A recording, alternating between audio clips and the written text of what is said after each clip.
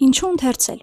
Հարցերն իհարկե շարունակական են, ինչպես ընթերցել, որտեղ ընթերցել, երբ ընթերցել եւ այլն, սակայն այսօր փորձենք կարևորել, թե ինչու է պետք ընթերցել։ Հազարավոր կետեր կան սրա շուրջ մշակված, ներկայացված, սակայն ես առանձնացրել եմ 3 կետ, որոնք մուտք են գործել իմ կյանք ընթերցանության շնորհիվ։ Առաջին,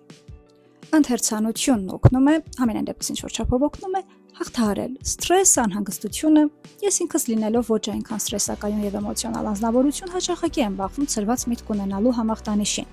Գրքերը կենտրոնացնում են միտքը։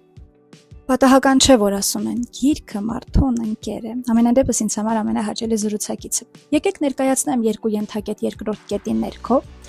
Այդ լավ ընկերը օգնում է փոխել բնավորությունը։ Դու էլ չես հասկանում, թե ինչպես է այն փոխվում։ Եվ երկրորդ ենթակետ քո կյանքի է մուտք գործում կարգապահությունը, ինչը կարծում եմ շատ կարևոր երևույթ է ցանկացած բնակավարում, ցանկացած հաջողության հասնելու ճանապարհին։ Եվ անդրադառնանք երրորդ կետին,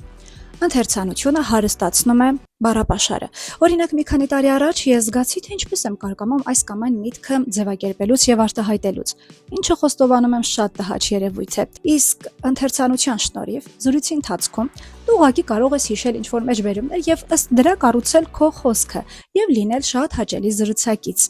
Գիտեք, հատկանշական է այն, որ հաճելի լինես ոչ միայն դիմացինին, այլ առաջնային հենց ինքդ քեզ, որովհետև դու մեծ բավականություն կարող ես ստանալ այդ զրույցից, ինչը շատ հաճելի երևույթ է։ Տեսնենք, թե էլ ինչ կետեր կավելացնի ընթերցանությունն իմ կյանքում, ես անպայման կկիսեմ ձեզ հետ իմ տպավորությունները։